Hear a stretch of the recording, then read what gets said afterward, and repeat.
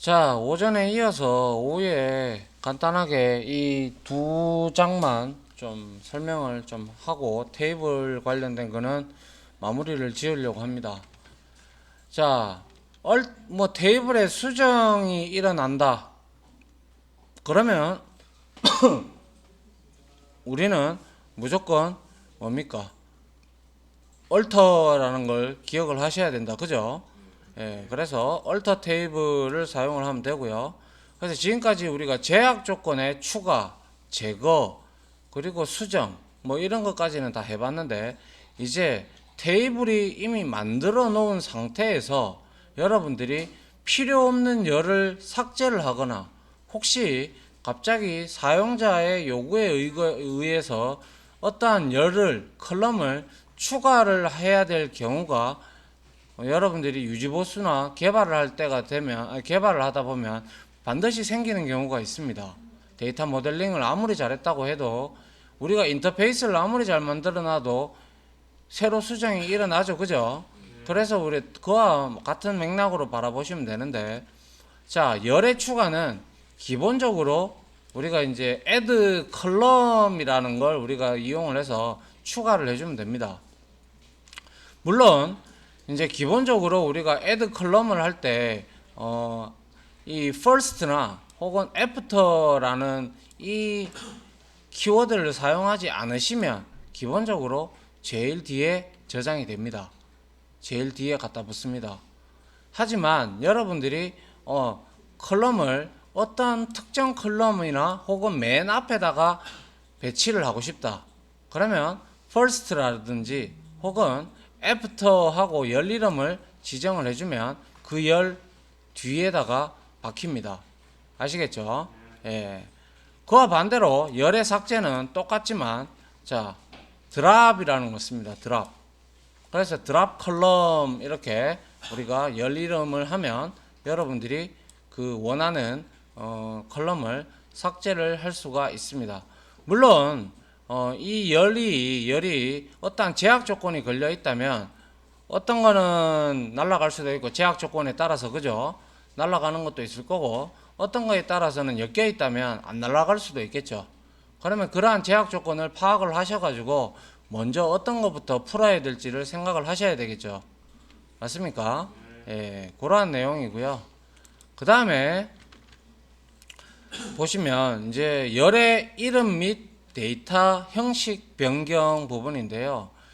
솔직히 이러한 부분은 잘 일어나서는 안 됩니다. 이러한 부분은 일어났다는 자체가, 이게 일어나면요, 열의 이름이나 데이터 형식의 변경이 일어나면 UI 단도 다 바뀌어야 됩니다. 그렇겠죠? 뭐 예를 들어서 시간을 받는 열이라고 시간이란다. 데이터 타임을 받는 시간열을 여러분들이 예를 들어서 숫자로 바꿔버렸다. 그럼 데이터 못 받습니다. 그렇겠죠? 그래서 이런 경우는 거의 일어나면 안 돼요.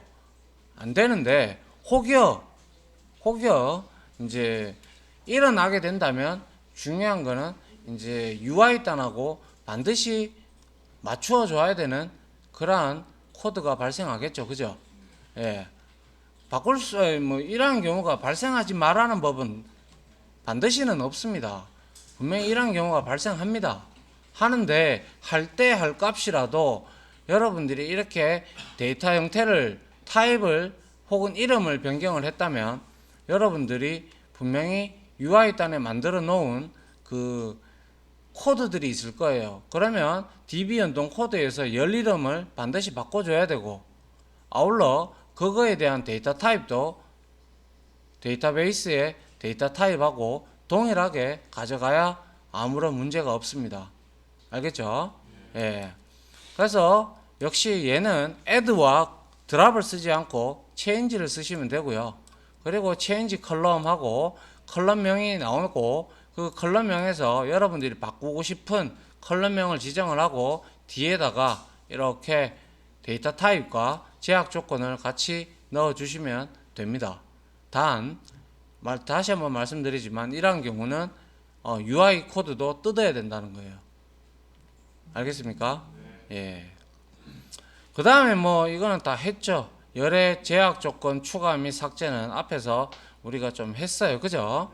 자, 그래서 외래키 연결된 경우는 반드시 자식 테이블에 있는 외래키부터 날리고 혹은 외래키를 잠시 죽이든지 그렇게 하고 난 다음에 제약 조건 같은 거를 이제 부모 테이블에 있는 제약 조건을 삭제를 하시든지 그런 형태로 가져가야 된다라는 거죠.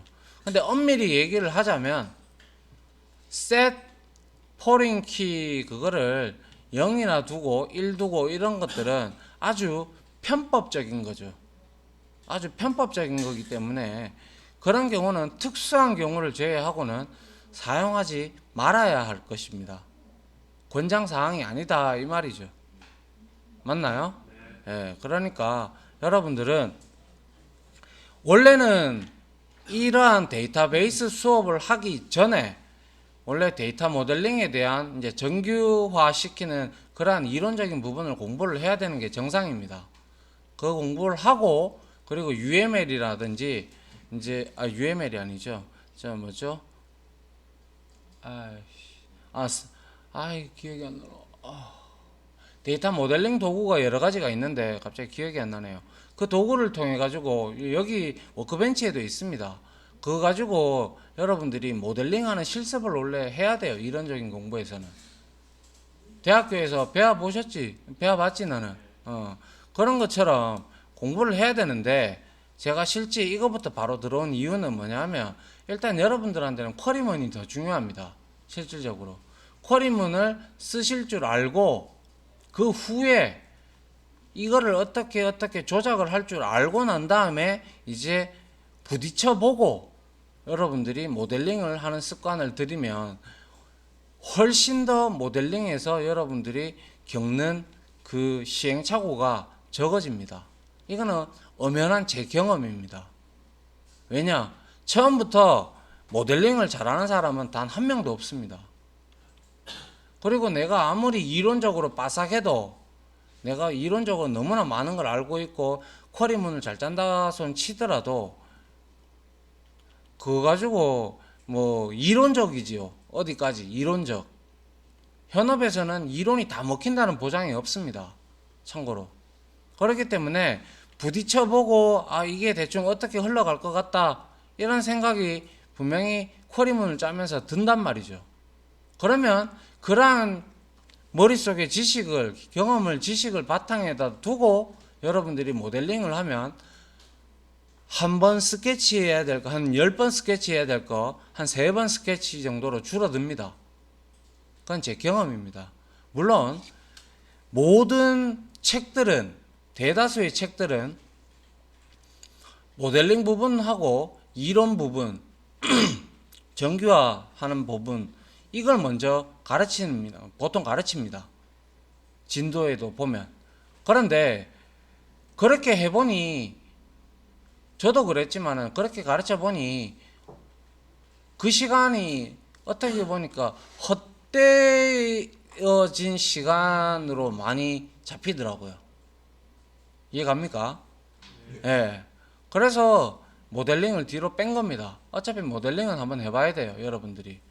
그래서 이렇게 먼저 이 SQL문을 배우는 거를 제가 여러분들한테 택했고 지금 가르쳐 드리고 있는 중이고 아울러 시험도 있었기 때문에 같이 한 거예요. 알겠습니까? 네. 예. 자, 일단 요까지 이론적인 부분은 마치고요. 요거에 대한 예제를 바로 한번 쳐보도록 하겠습니다.